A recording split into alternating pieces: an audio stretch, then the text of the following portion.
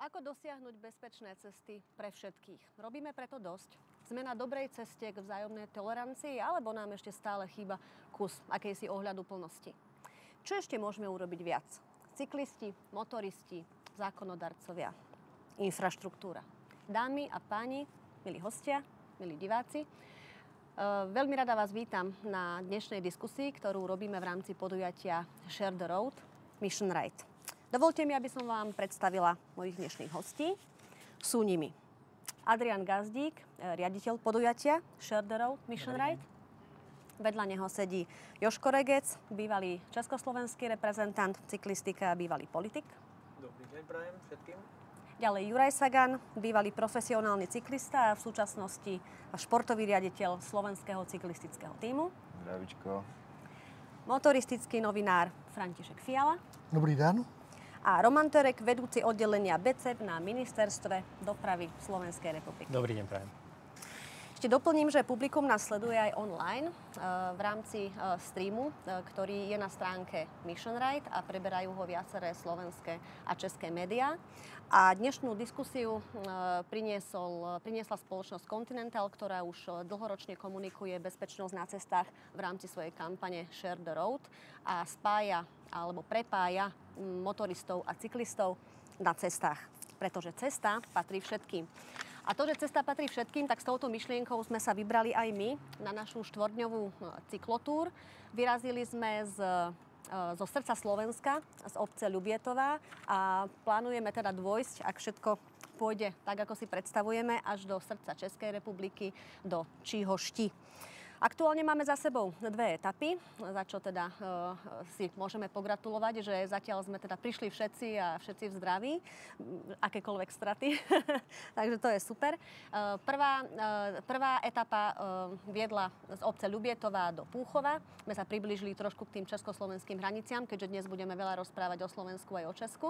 A druhá etapa bola z Púchova a skončili sme v Otrokoviciach a prepravili sme sa sem do Zlína, do Baťovho inštitútu, kde sme sa teda rozhodli, že urobíme diskusiu pre vás, aby ste si teda z toho odniesli čo najviac aj vy. Za mňa iba veľmi krátko, máme za sebou teda tie 2 dni a máme za sebou veľmi príjemnú jazdu, čo sa týka počasia, ktoré je tiež veľmi dôležité po posledných ročníkoch, zo skúsenosti vieme, ale samozrejme bolo to skvelé aj na cestách. Z môjho pohľadu, kedy som išla v aute, tak aj cyklisti, aj motoristi sa správali naozaj disciplinovane. Bolo vidieť, že zákony dodržiavajú aj tie predpisy a k žiadnym nejakým vyhroteným situáciám nedošlo. Není som tu ale najpovolanejšia, kto bude hodnotiť, ako dopadli tieto 2 prvé etapy. Adrián, ako si sa ty pozeral na to? Ako sa jazdilo cyklistom? Určite si s nimi potom veľa rozprával o tých 2 etapách, alebo teda aspoň o tej jednej, o tej druhej ešte asi nebolo moc času. Ako sa jazdilo a ako vyzerala tá situácia na cestách? Dobrý deň alebo dobrý večer prajem všetkým, či už poslucháčom, divákom.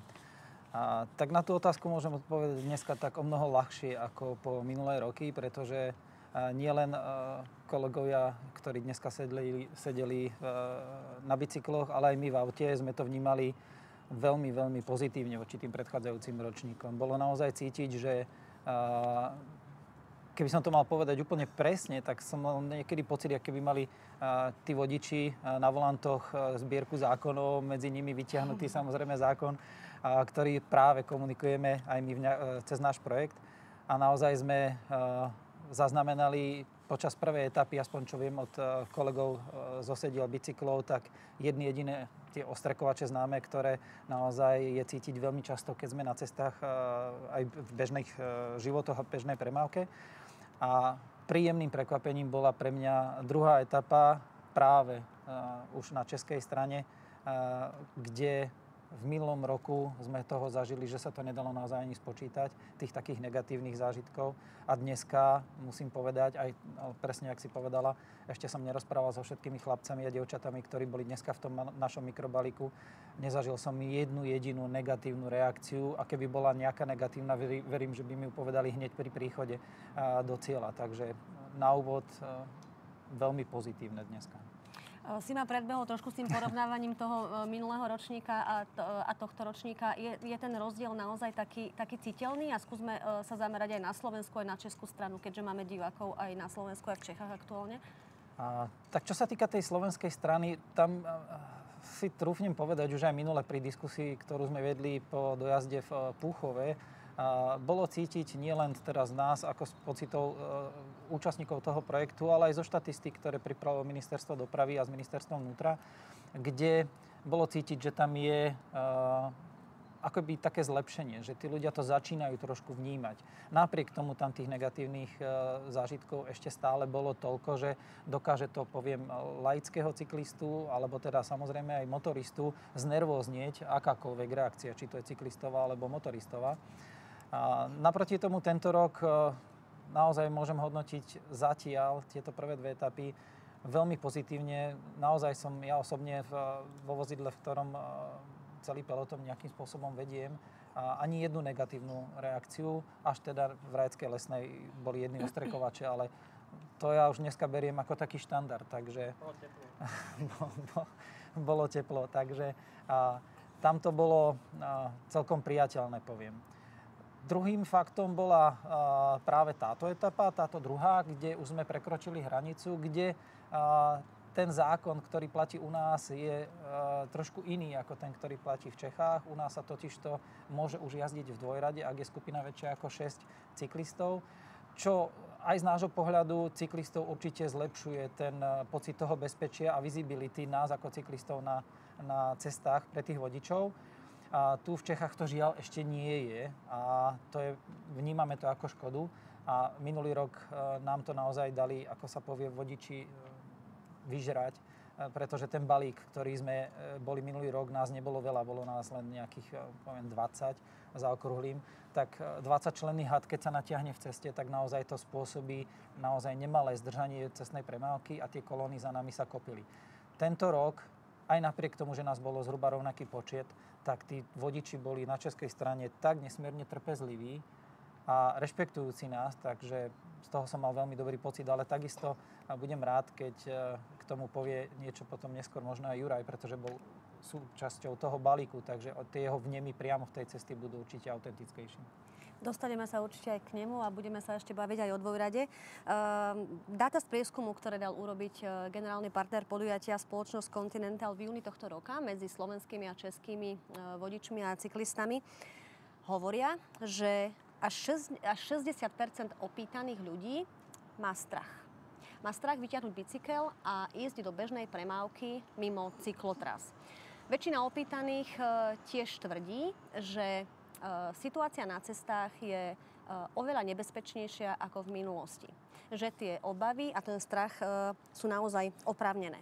Dáta pritom ukazujú, že čísla klesajú, tak ako na slovenskej strane, tak aj na českej strane. Kým na Slovensku bolo smrteľných nehôd v roku 2000 81, v roku 2013 ich počet klesol na 16. A minulý rok ich bolo opäť menej a bolo ich 14. Čísla v Českej republike takisto klesajú. Nehody s cyklistami celkovo približne o polovicu. A tie s vážnymi zraneniami klesli dokonca na 1/4 a klesajú tiež smrteľné nehody, kde bol účastníkom cyklista. Kým v roku 2013 ich bolo 50, v roku 2023 ich bolo 23. Pán Terek, za Slovensko. Čísla idú dole. Všetko nasvedčuje tomu, že sme na dobrej ceste, že ideme tam, kam chceme sa dostať. Nehovorím, všetci by sme sa možno chceli k nejakej dokonalosti a úplne k ideálnemu stavu, čo teda ale asi nie je možné, ale prečo je to tak? Prečo sa ľudia stále obávajú výjsť do tej premávky? Čo im chýba? Informácie, viac vzdelávania alebo tie možnosti, ktoré oni majú priamo na tej ceste? Aký je to? Mňa v prvom rade veľmi teší to, čo hovoril pán Gazdík ako garant tohto výborného projektu, že ten vzťah vodičov motorových vozidiel k cyklistom sa zlepšuje, že sú naozaj trpezliví a ja verím, že minimálne na slovenskej strane na to má vplyv pozitívny aj tá legislatíva. A vidíme na tomto, že tá legislatíva sa nejak musí zžiť. My keď príjmeme nejaký zákon, nejakú výhlášku a očakávame, že do pár týždňov sa zmení stav a bude všetko perfektné, ono to tak nie je. Ono tá legislatíva tiež nejakým spôsobom potrebuje žiť svojim životom, potrebuje sa dostávať do tých ľudí. Musí prebehnúť samozrejme aj nejaká represia. Zase nebudeme si klamať, že je všetko len o prevencii. Tí, čo sa prevencii nemôžu podriadiť, tak sa musia podriadiť represii. Čiže verím, že zásluhu v tom má aj naša aktuálna slovenská legislatíva, ktorá mala a zlepšila postavenie cyklistov. To, čo cyklisti vnímajú ako negatívum, je infraštruktúra. Tam je obrovský dlh Slovenska voči cyklistom, čo sa týka bezpečnej infraštruktúry. My si musíme uvedomiť, že väčšina ciest, ktorá bola pred tými desiatkami rokov bola postavená za socialistického zriadenia, kedy očakávania a potreby vtedajšej spoločnosti boli úplne iné. Predpokladám, že pred 50-60 rokmi nikto neočakával taký obrovský rozvoj motorovej dopravy, že by mať taký obrovský nárast vozidiel a samozrejme menia sa aj návyky a potreby ľudí nemotorových, cyklistov. Máme tu obrovský boom elektrokolobežkárov, ktorí tiež samozrejme chcú mať svoje miesto a chcú mať svoj priestor na ceste. A my si musíme povedať, že tie cesty ťažko nafúkneme. My si musíme povedať, že my sa musíme naučiť spolu fungovať a nejakým spôsobom koexistovať. Či je to vodič motorového vozidla, cyklista, chodec, vodič elektrokolobežky. Čiže v tomto je ešte obrovský dlh. Ale čo vidím veľmi pozitívne u nás, sú európske peniaze, ktoré pomáhajú rozvíjať infraštruktúru cyklistickú. Som tu ako zástupca ministerstva dopravy, tým pádom musím povedať to, že plán obnovy a odolnosti ako dôležitý nástroj Európskej únie na podporu jednotlivých štátov v pocovidových časoch bol veľmi štedrý k cyklistickej doprave a ministerstvo dopravy v roku 2023 zazmluvnilo cyklistické projekty, alebo teda projekt na výstavbu a rozvoj cyklistickej infraštruktúry v rozsahu viac ako 28 miliónov. Čiže verím, že najbližšie obdobie na Slovensku prinesie naozaj veľa kvalitných infraštruktúrnych projektov, ktoré zlepšia postavenie cyklistov na slovenských cestách. A taká tretia vec, ktorú by som určite nerad opomenul, je prevencia. Poprel by som asi nejakú podstatu môjho oddelenia bezpečnosti cestnej premávky na ministerstve dopravy, keď by som povedal, že prevencia nie je dôležitá. Je to vec, o ktorej musíme hovoriť dennodenne. Ja nepoznám ľudí, ktorí nevstupujú nejakým spôsobom do cestnej premávky, či už aktívne, alebo aj ako pasívne, ako spolusediaci. Čiže prevencia, hovoriť stále o týchto témach. My v rámci našej komunikácie, ktorú vedieme voči širokej verejnosti, sme medzi mesiacmi február a apríl spustili celkom masívnu online kampaň na našich sociálnych sieťach BCPU, Facebook, Instagram, YouTube, kde sme pomocou našich videí, príspevkov a podobne komunikovali, aké dôležité je dodržiavať pravidlá bezpečnosti cestnej premávky, aké dôležité je dodržiavať odstup 1, respektíve 1,5 metra. A videli sme aj na základe tých komentárov a diskusí, že to je téma, ktorá zaujíma ľudí. Boli to naozaj ako veľmi, veľmi rôzne názory od pozitívnych cez hádky tých sledujúcich týchto našich príspevkov, kde samozrejme vždycky nájdeme ľudí, ktorí hovoria, že cyklisti nepatria na cestu. Naopak, cyklisti hovoria, že vodiči sú zlí. My si povedzme úprimne a kriticky, že každý občas urobíme chybu. Ale podstatné, aby sme tých chýb na ceste, v akejkoľvek pozícii sme, či sme ako vodič alebo cyklista, robili čo najmenej. Je to tak, že tá generácia, ktorá vlastne vyrastá, je ako keby má tak dobre našliapnuté na to, že by sa na tej ceste správali už úplne inak ako možno ich rodičia, možno ich starí rodičia, alebo je to ešte tiež stále také. Narážam na to, že z Rajeckej Lesnej do Rajca s nami sa pridala 20 členná, dobre? 25 členná skupina detských cyklistov, ktorí teda pôsobia tam v nejakom cykloklube. A keď sme sa s nimi potom teda rozprávali a pýtali sme sa, že ako teda majú jazdiť, tak to boli také v úvodzovkách, že šlehy, čo oni odpovedali, ako normálne, že sme mali zimomriavky z toho, lebo takto by sme si veľmi predstavovali, že by odpovedali aj alebo aspoň väčšina dospelých, alebo teda ešte aj tých starších. Ako sú teda na to možno ešte aspoň v krátkosti tie naše deti? Myslím, že tá mladšia a najmladšia generácia už začína mať iné potreby, ako mala možno tá staršia. Ak hovorím o mestách, tam sa tá cesta, tá doprava samozrejme koncentruje, tá dopravná situácia je možno neprehľadnejšia, je tam viac ľudí na tej ceste a tí mladí aj pod vplyvom médií a rôznych debát o zelenej doprave, udržateľnej mobilite, samozrejme častejšie chcú sadať na tie bicykle, na tie elektrokolobežky, na všetko, čo je nemotorové. Ja by som ešte aj teba o pár slov poprosila k tomu, ako sa teda oni k nám pridali, lebo dosť to bol taký pre mňa teda osobne taký silnejší zážitok. Pre teba určite tiež. Možno si to zaslúži pár slov aj k tomu. Tak my v rámci komunikácie tohto projektu pre tento ročník sme oslovili v iné mestá ako po minulé roky, pretože jedným z tých cieľov je šíriť túto myšlienku a hodnoty tohto projektu do rôznych kútov Slovenska, tak aby naozaj tá osveta aj tou edukatívnou formou tej prezentačnej jazdy sa dostala čo najviac mestám a obciam. Oslovili sme tento rok aj mesto Rajec, kde na oddelení športu a kultúry robí pán Stránsky, za čo mu aspoň touto formou by som rád opäť poďakoval, ktorý je súčasťou tímu Peťa Zánického, ktorý v kempe a športových kempoch pod hlavičkou Peťa Sagana, túto Jurkovho brata, robia tieto športové kempy. No a termín tak pekne sadol, že zrovna začal jeden kemp, ktorý v Rajeckej lesnej robil Peťo Zánický. Tak sme sa tak dohodli, že my keď pôjdeme vlastne od Turčianskych Teplíc, tak oni nás počkajú v Rajeckej lesnej a tieto deti sa k nám pridajú. A stále som to bral ako takú formu, že OK, ako myšlienka fajn, len som si nevedel sám predstaviť ten balík tých malých detí, pretože sami robíme s deťmi a vieme, ako tam tie deti jazdia, aj keď treba povedať, že naozaj túto chalani robia profesionálnejšie, alebo tie deti majú aspoň väčší záujem sa venovať tomu športu na tej vrcholovej úrovni. Takže tie jazdecké zručnosti sú tam trošku iné. A napriek tomu, že tam boli deti na 24-kových kolieskách a ten balík nás išiel naozaj vždycky 25-30, samozrejme sme prispôsobili tú rýchlosť k ním, tak zrazu to bolo tak krásne, keď sa tie deťurence ku nám pridali a cesta z Rajeckej lesnej do toho Rajca bola o to krajšia a tam bolo veľmi zaujímavé pozorovať, že aj tí motoristi a tí kamionisti, ktorí tam boli, tak s takým kľudom a pokorou. Je to iné, keď to dieťa je na ceste a je to iné, keď je tam dospelý, ktorý sa možno chová arogantne ako cyklista, aj keď teda arogantne určite nie sám, pretože by chcel, ale skôr možno z pohľadu toho motoristu. Tak zrazu, keď tam bolo 25 detí a nás tam bolo včera myslím 12 alebo 14, to je jedno, tak ten balík bol nádherný a tie deti boli, tak ako hovoríš, úžasné. Dobre, vrátime sa ešte naspäť. Áno? Nech sa páči. Já už jsem dlouho nejel na Slovensku. A když tady kolega mluvil o tom, že jsou tam poměrně zastaralí, jako všude u nás taky, silnice nebo komunikace, používají se u vás vyhražené jízdní pruhy pro cyklisty? Určite áno. A jakou s tím máte zkušenost? Tam, kde tie priestorové pomery dovolujú, je to určite dobré a nejaká reakcia na to nie je negatívna. Čiže určite tam, kde môžu byť vyhradené pruhy, prečo nie? Já proč se trošku ptám, protože u nás se teda používají ty jízdní pruhy, ale jsou dva druhy. Já si samozřejmě ho nepamatuju, jak se jmenou. Jeden je vyhražený pro cyklisty, druhý je ochranný pro cyklisty.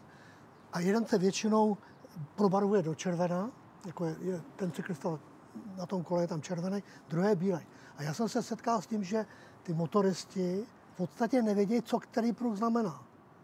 Jo, někdy říkají, ježiš, tady je bílej pruh, to znamená ten ochranný pruh pro cyklisty, a já tam nemůžu vejít, protože já se tam nevedu tím autem. On totiž neví, že tam může vjet. Ale na druhou stranu, když je ten červený pruh, jak já říkám, tak tam teda v žádném případě v podstatě, mimo když zajíždí do parkoviště, nesmí vjet. A s tím se setkáváme teda stále, že to nevědějí. Jasne, to je rozdiel medzi cyklotrasou, cyklistickou komunikáciou oddelenou a podobne, takže. Ďakujeme za dotaz. Ja sa ešte vrátim k tomu odstupu 1,5 metra. Vy dvaja cyklisti, bývalí, asi k tomu máte čo povedať. Máte najazdených podľa mňa už aj milión, aj viac. Aj spolu.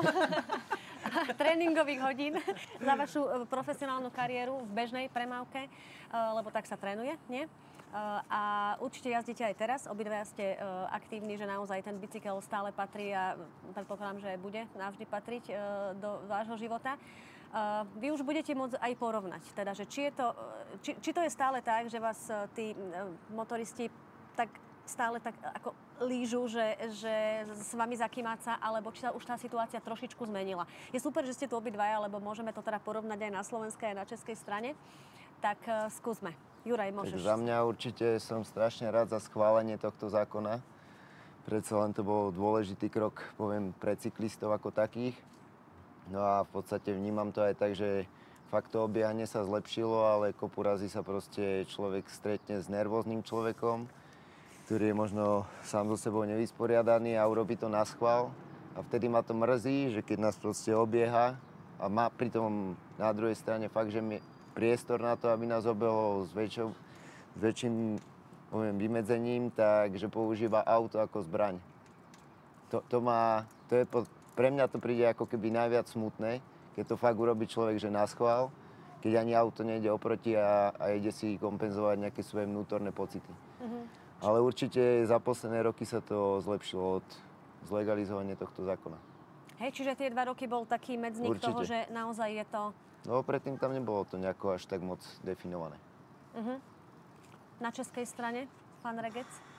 Tak ono je to velmi složitý. Nejdřív bych chtěl poděkovat tady Adrianovi za to, že můžu být mezi váma. Já už jsem tady podruhé, takže už je to úspěch. Už to samé je důležité pro nás, pro všechny, že můžeme tady absolvovat tento krásný etapovou výšku. Co se týče tady těch aktivit, které děláte, já to strašně moc beru, že škoda, že toho není víc a že to není častěji. Jedenkrát za rok dávat na známost, že jsme tady cyklisti a motoristi pohromadě a že chceme ukázat lidem, aby byli tolerantní a aby se chovali zodpovědně nejenom vůči nám, ale hlavně, jak jsme se o tom bavili tady, i vůči dětem. Je to jiný respekt, když jdou ty děti, ale já bych svoje děcko na silnici nepustil. Je něco úplně jiného, když jsme jezdili před 30-40 lety, když těch aut bylo minimum, a dnes, kdy těch aut je bohužel strašně moc a ty komunikace, jak na Slovensku, ani v Čechách nejsou. Infrastruktura nám chybí a tím pádem je přetlak na silnici a chybí nám ten respekt. V obou strany respekt. Jak cyklista k řidiči, tak řidič k tomu cyklistovi a vidím to dnes a denně, protože byly teďka tady zmíněné nejdřív ty pruhy. Jo. Máme jich v Praze tolik, že nevíme, kde to, jak máme teďka i v Brně, určitě to i v Bratislavě a tak dále po republice, akorát, že bohužel ten respekt tam není, jo, protože ten řidič na tom autě, když potřebuje, tak tam vjede. Ten cyklista je bohužel pro něho druhořadý, protože on tam musí vjet, on tam potřebuje vjet, protože tam chce. Ten cyklista zase chce v tom jet, protože má na to právo, má na to nárok. A ta shoda tam ještě si myslím, že není. 1,5 metru je skvělých, dodržuje to poměrně hodně řidičů. Problém vidím v dopravě nákladní a kamionové. Tam vidím velký problém, protože ten řidič v tom kamionu nebo v tom velkém autě na té široké úzké silnici, podle toho, kde se jede, ten cyklista má smůlu. A bohužel tam vidím zásadní problém v tom, že on nemá čas, protože spěchá. Myslím ten kamionista nebo ten řidič na tom nákladním autě, což je velký problém. A ten cyklista chudák za to nemůže, že někdo nezodpovědný tam sedí v tom velkém automobilu a jede hlava nehlava. Jo, já si myslím, že ty osobáky se trošku přizpůsobili tomu dění. Bohužel vidím tu dopravu v těch kamionech a v těch velkých autech, že ty cyklisty nerespektují. A tady se bude muset zabývat tím, myslím si, že nejenom policajti jako takový, ale i zákon, protože oni ho neřeší. Oni tady vidím já jako zásadní problém. Keď ešte vás mám takto tu rozhovorených za Slovensko aj za Česko, tak je tam rozdiel v tom, že na Slovensku môžu jazdiť cyklisti, keď je väčšia skupinka 6 a plus aj v dvojrade a toto vy nemáte v Čechách. Urobilo by to viac dobroty alebo viac by to poškodilo, kebyže to je z takého, podľa vašeho názoru samozrejme, kebyže je to aktuálne aj u vás? Jestli to mám vzít ze svého pohledu, tak určitě je lepší, když jede skupina, než je to roztažený, jak říkal Adrián, na 200 metrů. Protože ten řidič v tom jeho výhledu z toho auta, těch 200 metrů je obrovský problém, protože když jede oproti, tak on neví, co má teď dělat. Jestli bude takhle jezdit mezi náma, anebo prostě naloží a pojede kolem nás, což samozřejmě je taky špatně. Jo? Takže ta skupina, nebo ten peloton, nebo ten balík, jak tomu my v tom slangu cyklistickém říkáme, tak určitě je to lepší. Jenomže zase já nedávno jsem měl celkem velký střet facebookových stránkách, kde jsem obhajoval právě skupinu cyklistů, kteří trénovali a připravovali se na závody, tak jsem jim popsal v rychlosti, jak to vidí ten cyklista a ten trenér, který jede za něma, než ten řidič, který prostě je nervózní a který chce ten balík předjet. Takže měl jsem k tomu diskuzi a myslím si, že kolem tisíc oponentů, který se to tak jako střídalo, kdo je vpravo, kdo je proti tomu a vyhráli jsme my cyklisti.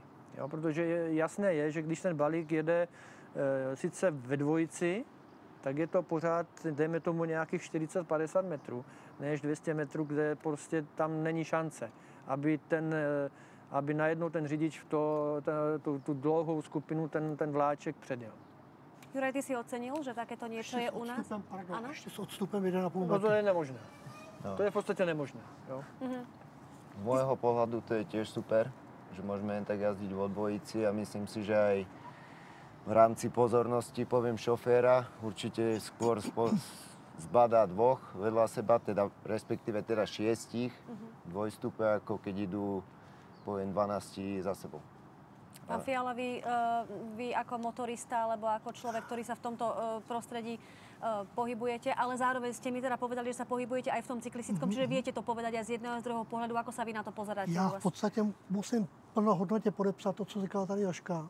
Naprosto souhlasím, protože pak, když je určitá skupina, která vypadá, řekněme, skoro třeba, když je jich 6 lidí, tak jako auto, tak se dá dobře přejet. Ale když je to dlouhý, tak se to nedá. Takže z mé strany je, že velice závidím Slovenské republice tenhle ten zákon. Protože my to furt ještě nemáme a není to dobrý. Takhle, na druhou stranu, někdy se to trošičku toleruje, protože oni ty cyklisti, když trénovali nebo trénujou, tak vždycky jedou v balíku, nebo většinou jedou v balíku. Takže plus, minus se to toleruje. Ale bohužel někdy teda se může ten řidič zbláznit a s tím nic neuděláme. Zatím. Zatiaľ. Prieskum medzi motoristami a cyklistami ešte ukázal, že väčšina Čechov a Slovákov vníma spolužitie, to aktuálne spolužitie na ceste, cyklisti a motoristi, za veľmi problematické. Že z pohľadu cyklistu je ten motorista väčšine uponáhľaný, nervózny a väčšine vytrubujúci a zase z pohľadu toho motoristu sú cyklisti tí, čo na ceste zavadzajú, ktorí sa na ceste rozťahujú, hej. Keď padne šero alebo už je tma, tak chodia neosvetlení, neoznačení tými reflexnými prvkami. A teraz ja sa pýtam, že kde je ten recept? Pán Fiala, vy chcete niečo povedať? Povedzte. Já jsem to tak viděla, že se tak jako Já jsem to teď úplně zapomněl, úplně jsem to spolknul. Ale víte, co je na tom pikantní? Že velká většina motoristů je současně cyklisty. A velká většina cyklistů je současně motoristy. A je to, prostě když jsem motorista, tak jsem pán v ocelovom nějakom nebo plechovém tom. Když jsem cyklista, tak jsem zase tam geroj. Takže dokud oni si to navzájem pořádně v té hlavě nepřeberou, a dokud my cyklisti, jak jste taky naznačila, se trošičku neoblékneme, nerozsvítíme si ty blikačky a zase na druhou stranu, teď ještě zase, existuje zákon, jak má vypadat silniční kolo, nebo jak má vypadat kolo. Že má mít odrazky dokonce v kolech a v pedálech a takovýhle. Já to považuji zase až za přehnanou věc, protože si myslím, že když kluk trénuje, když Jura pojede na silničním kole a bude trénovat na to, tak pochybuju velice, že bude mít odrazky teda v kole. Zaplať pámu, že ta policie to jakž tak toleruje toto. Jo, to je výborná věc. Na druhou stranu, já nechápu, proč doposavat výrobci oblečení, zimního oblečení, kde je většinou špatné počasí a špatná viditelnost, tak preferovali černé barvy osvětlení, oblečení. Až poslední dobou se začínají teda pronikat takový ty barevní a skutečně reflexní a tak dále. Takže to je naše chyba zase cyklistů. Jo, já jsem motorista a cyklista. Naše chyba cyklistů je, že když teda někam vyrazíme, tak se buď neosvětlíme, vzadu tu blikačku nedáme, a nebo si teda oblíkneme tak nějak úplně jako tady kluci černě a ne tak hezky růžově jako já. A ještě jsem chtěl jednu věc, a to jsem fakt zapomněl, takže nevím. Keď vás napadne, tak ľudne môžete sa opäť zavlniť a ja budem vedieť, že chcete niečo povedať. A vrátim... Já můžu kolegu doplnit v tom, že nám ještě chybí takový ten jižanský, pohodový, klidný životní styl. My pořád za něčím spěcháme, my pořád chceme všechno mít hned, rychle A já si myslím, že tady nám chybí to maňána. A když budeme mít tu maňánu, tak to bude super, protože konečně pochopíme, že ten život nám neuteče, stihneme to úplně stejně a oba dva se budeme navzájem tolerovat. To si myslím, že zatím my ani na Slovensku, ani v Čechách nejsme schopni pochopit. Já se začínám vrnět zase, takže něco chci říct. Už jsem si vzpomněl. No. Jestli znáte nějaký kamarády, který jezdí s karavanem. A správný karavanista se pozná tím, že když třeba jede na Giro se podívat, nebo na Tour, tak v těch horách on ten karavan jede pomalejc. Takže čas od času zastaví nebo uhne, aby ty rychlejší motocyklisti, motoristi mohli projet. Toto, kdybychom dělali my cyklisti, taky čas od času, že bychom přece jenom uhli, bylo by to taky super. A vrátim sa teraz... A už sa přestávám vrťať. Kľudne sa vrťte aj naďalej. Vrátim sa teraz sem, zase k tebe, aj s ohľadom na podujatie, hej, v rámci ktorého sme tu dnes, tak zo pár receptov si tu počul, tak teraz vyťahni to gro a povedz, čo je teda tým naozajstným receptom. Nie, že by tie vaše neboli naozajstné, ale povedz, čo si ty myslíš o tom, že ako by sa teda dalo zlepšiť to fungovanie na tých cestách vzájomné.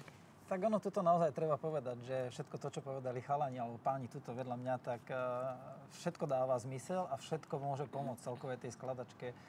Minulý rok to pekne povedal Milan Dvorčík, ktorý bol súčasťou tej debaty v Púchove, že zákon nám nič nevyrieši, alebo nevyrieši to hneď, ale vyriešia to takéto pomaličké kroky, jeden za druhým. Čiže keď pomyselne vyskladáme toto pucle, ktoré v tom celkom obraze naozaj môže vyzerať ako usmiatý cyklista, usmiatý motorista, alebo kolobežkár, alebo mamička s kočíkom na nejakej naozaj okresnej ceste, tak to bude to pucle, ktoré by sme chceli všetci vidieť. A či to bude teraz, alebo za 5 rokov, to ja si skôr trúfam povedať, že to bude najskôr za 10, lebo naozaj je vidieť, že tá mladá generácia už to vníma trochu inak, prispôsobuje sa tomu úplne inak.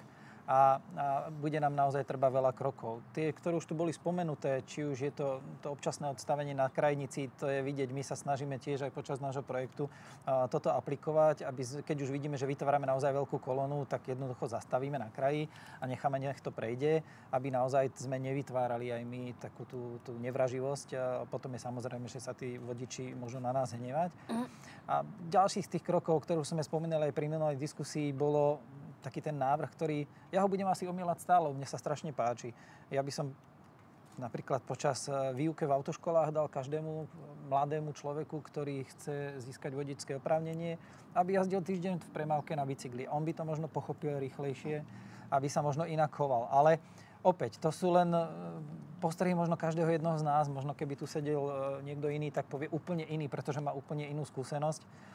Ale za nás môžem povedať, že aj v rámci tohto projektu a tej spolupráce, ktorú máme s Ministerstvom dopravy na slovenskej strane, myslím si, že ideme pomaličky krok za krokom tak, ako nám to len dovolia možnosti, dovolí legislatíva a dovolia podmienky a dovolia skvelí priatelia, ktorí sú súčasťou toho balíka. A dovolia aj takí ľudia, ako sú tuto Jurko s Jožkom a Milan Dvorčík, ktorí sú s nami už dohromady, poviem, 3. rok.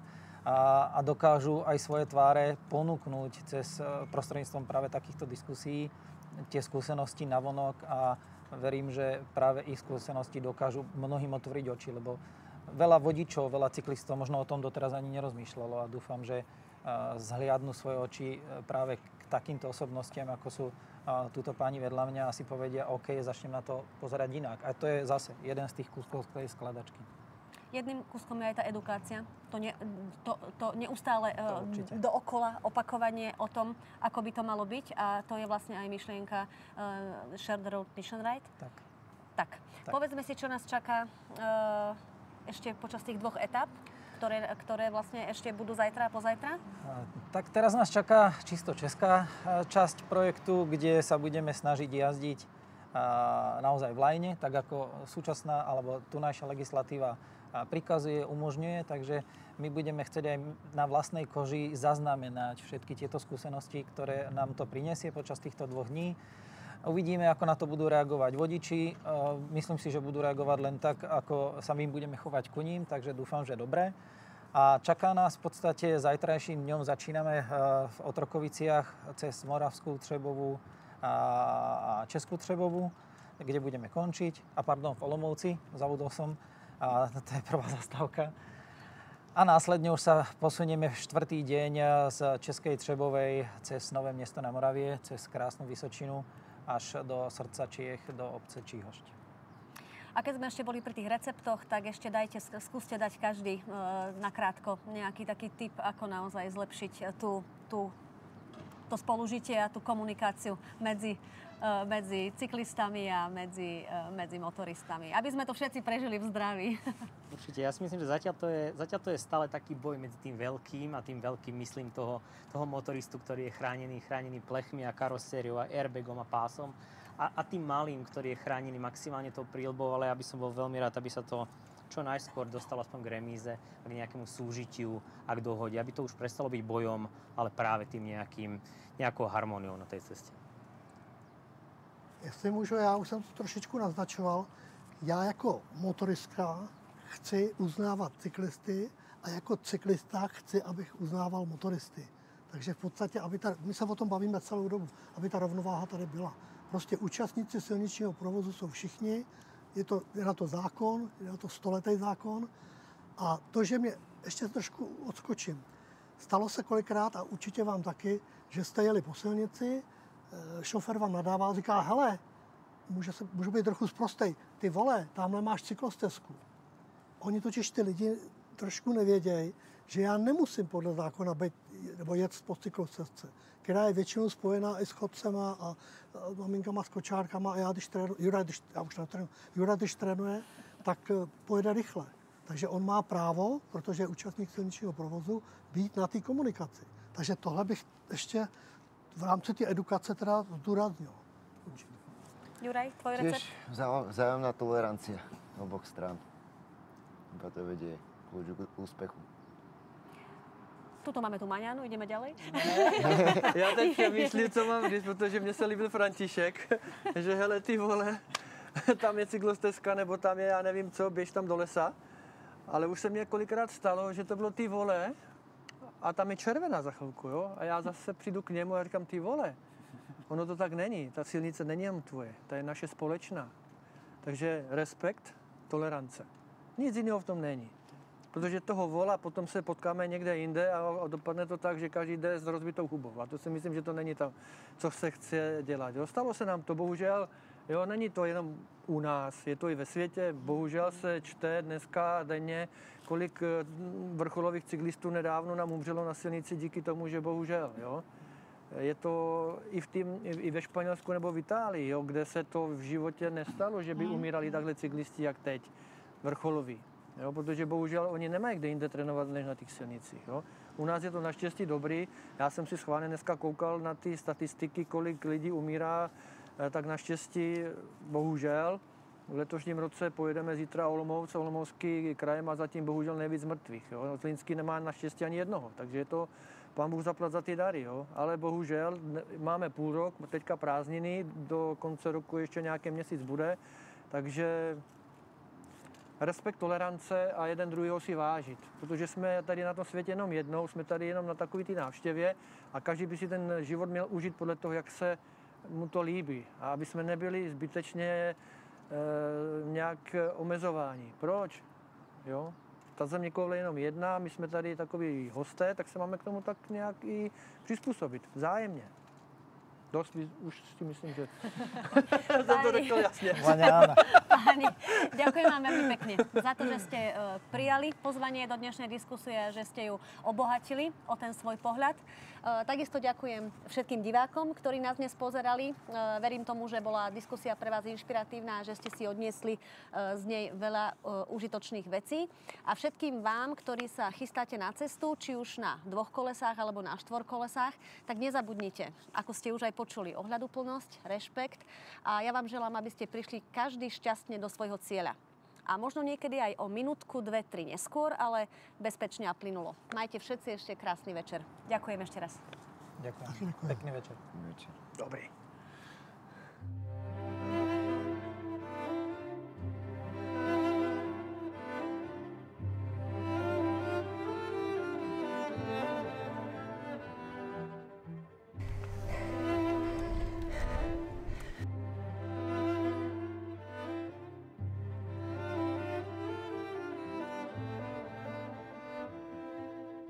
druhý ročník Mission Ride naprieč Slovenskom.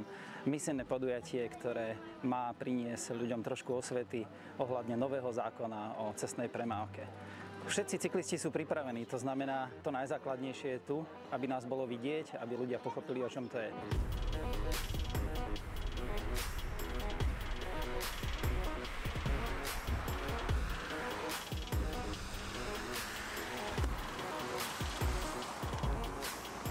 Akože je to pre mňa taká iná cyklistika.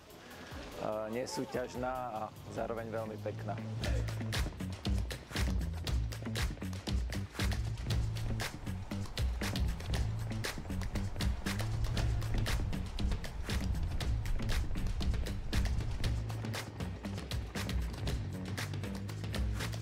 Keď som neumrel včera, umrem dnes.